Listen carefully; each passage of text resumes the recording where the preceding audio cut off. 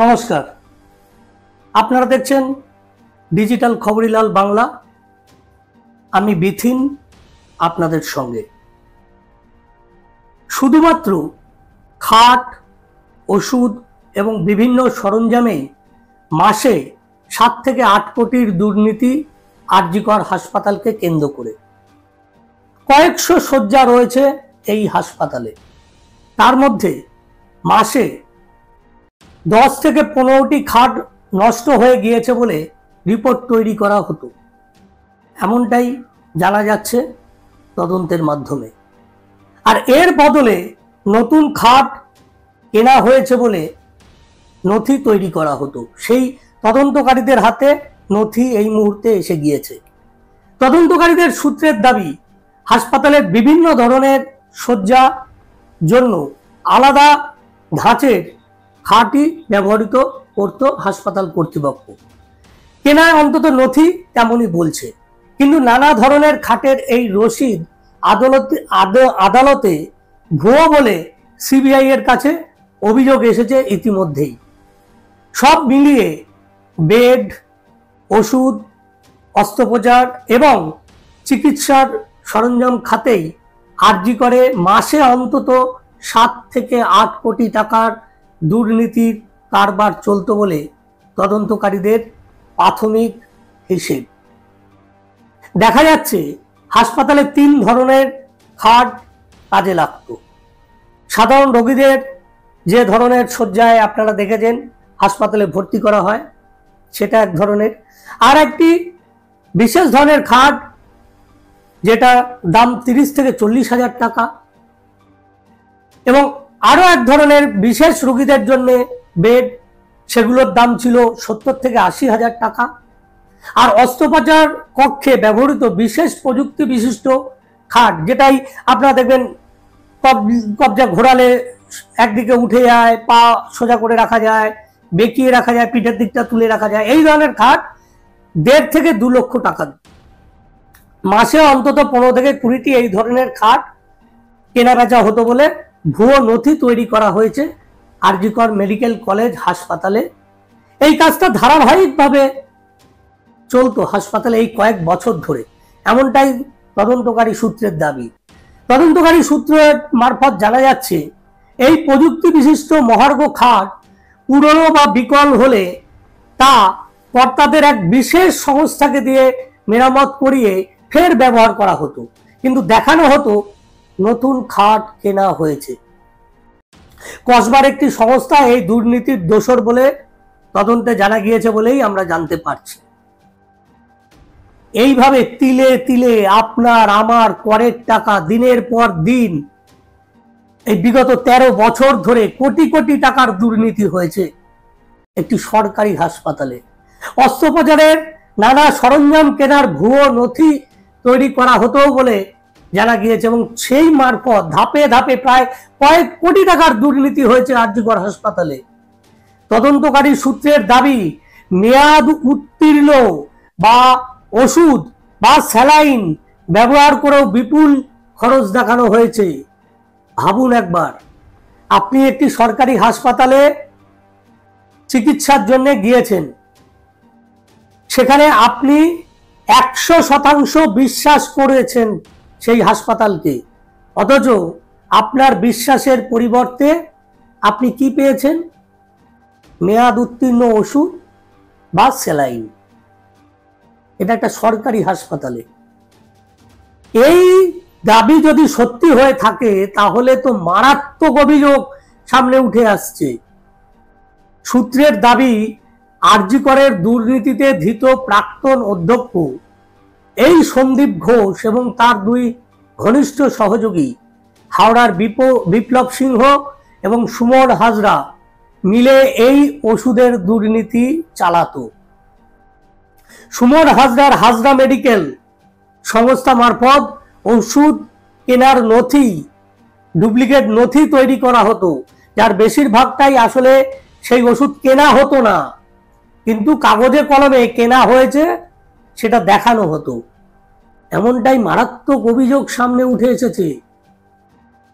তদন্তকারীদের এক অংশ দেখছে মেয়াদ উত্তীর্ণ ওষুধের তারিখ বদল করে দিয়ে তা ব্যবহার করা হতো। তদন্তকারীদের সূত্র বলছে যে মেয়াদ উত্তীর্ণ হয়ে গেলেও ওষুধের কার্যকারিতা কমতে শুরু করে ঠিকই, কিন্তু কয়েক মাস পর্যন্ত তা ব্যবহার করা যায়। আর সেইটাকেই কাজে লাগাতো এই নেক্সাস। আচ্ছার এমন ওষুধ কাজে লাগানো হতো রোগীদের ওপর। তবে সিবিআই সূত্রের দাবি, একা সন্দীপকে অভিযোগে বিদ্ধ করা যাবে না। হাসপাতালের নানা বিভাগের প্রধানদের, অর্থাৎ বিভাগগুলোর যারা প্রধান, তাদের কি ভূমিকা ছিল এক্ষেত্রে সেটাও খতিয়ে দেখা হচ্ছে। স্বাস্থ্য দপ্তরই বা আরজি করের নথি যাচাই করার ক্ষেত্রে কি দায়িত্ব পালন করেছে, কতটা খতিয়ে দেখতো, সেটাও কিন্তু খতিয়ে দেখা হচ্ছে। তবে কি এটা একটা চেন সিস্টেমের মাধ্যমেই চলতো এই দুর্নীতি? তদন্তকারীদের কথায় আফসার আলীকে স্বাস্থ্য দপ্তরের তরফে সন্দীপ ঘোষের দেহরক্ষী হিসাবে নিয়োগ করা হয়েছিল। কিন্তু এই আফসার আলী শুধুমাত্র দেহরক্ষী ছিলেন না, তিনি সন্দীপের সঙ্গে সঙ্গে থাকতেন। আবার স্বাস্থ্য দপ্তরের উঁচু তলারও বিভিন্ন প্রভাবশালীদের সঙ্গে তার ওঠা বসা ছিল। আরজি করের সার্বিক অনিয়মে আফসার আলীর কি ভূমিকা ছিল সেটাও কিন্তু খতিয়ে দেখছে গোয়েন্দারা। এমনটাই তথ্য উঠে এসেছে আপনাদের সামনে। সিবিআই এর এক কর্তার দাবি অনুযায়ী সন্দীপ সহ যে 4 জনকে ধরা হয়েছে তাদের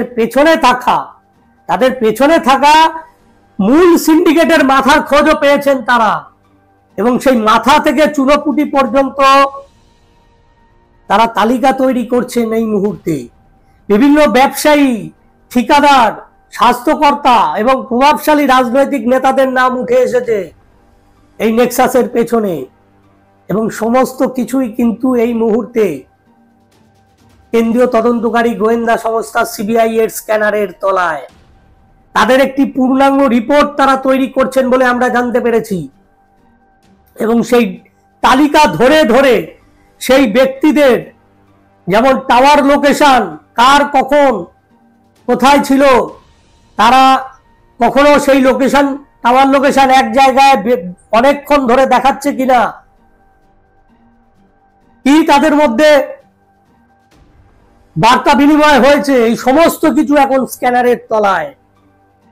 এবং সেই তালিকা ধরে ধরে তাদের গতিবিধি, বিশেষ করে 9 তারিখের এই মর্মান্তিক ঘটনার পরে তাদের গতিবিধি কি ছিল, তারা কোথাও এক জায়গায় হয়েছিল কিনা, বা তাদের মধ্যে খুব বেশি বেশি করে ফোন বাক্যালাপ হয়েছে কিনা, মেসেজ আদান প্রদান হয়েছে কিনা, এই সমস্ত বিষয়টি এই মুহূর্তে তদন্তকারী সংস্থার স্ক্যানারের তলায় বলে আমরা জানতে পারছি। এবং আপনাদের তো বললামই যে প্রত্যেক মাসে 7 থেকে 8 কোটি টাকা শুধুমাত্র খাট খারাপ হয়ে গিয়েছে, নতুন খাট কিনতে হবে, ওষুধ কিনতে হবে, অন্যান্য চিকিৎসার সরঞ্জাম কিনতে হবে, অপারেশনের সরঞ্জাম কিনতে হবে, এই সমস্ত কিছু নাম করে ডুপ্লিকেট নথি তৈরি করে ওই হাজরা মেডিকেল, সেই হাজরা মেডিকেলের নামে আরো অনেক নাম উঠে আসছে। সেই নামগুলো এই মুহূর্তে আপনাদের সামনে বলা যাবে না, তাহলে সেই সমস্ত সংস্থা, সেই সমস্ত ব্যবসায়ী, সেই সমস্ত ঠিকাদার যারা সরকারি হাসপাতালের সঙ্গে যুক্ত রয়েছেন তারা সজাগ হয়ে যেতে পারেন। যে কারণে নামগুলো আমাদের কাছে, কিছু কিছু নাম আমাদের কাছে এসেছে, তাও আমরা প্রকাশ করতে পারছি না, মার্জনা করবেন। হাজরা মেডিকেলটা ইতিমধ্যেই সামনে এসে গিয়েছে, তাই সেই নামটা নিতে পারছি আমরা, কিন্তু বাদবাকি নাম নেওয়ার অসুবিধা রয়েছে।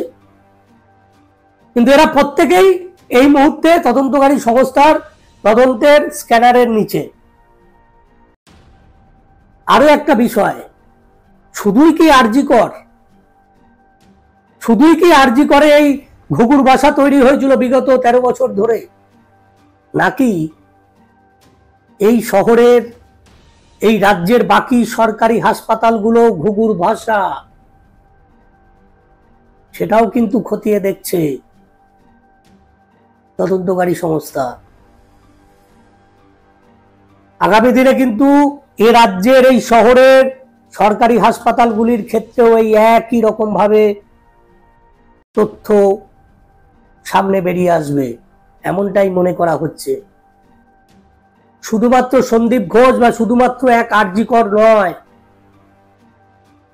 এক আরজি কর থেকে যদি মাসে 7-8 কোটি টাকা, এবং এর আগে আপনাদের ভিডিওতে বলেছি যে মেডিকেল বর্জ্য সেইটা খোলা বাজারে বিক্রি করে প্রায় 21 কোটি টাকার টার্নওভার, এটা তো শুধু একটা হাসপাতালকে কেন্দ্র করে হতে পারে না এত বড় নেক্সাস।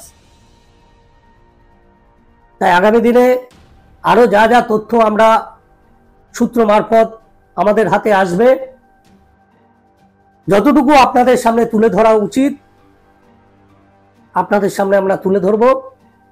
ভালো থাকবেন, সুস্থ থাকবেন এবং সাবধানে থাকবেন। নমস্কার।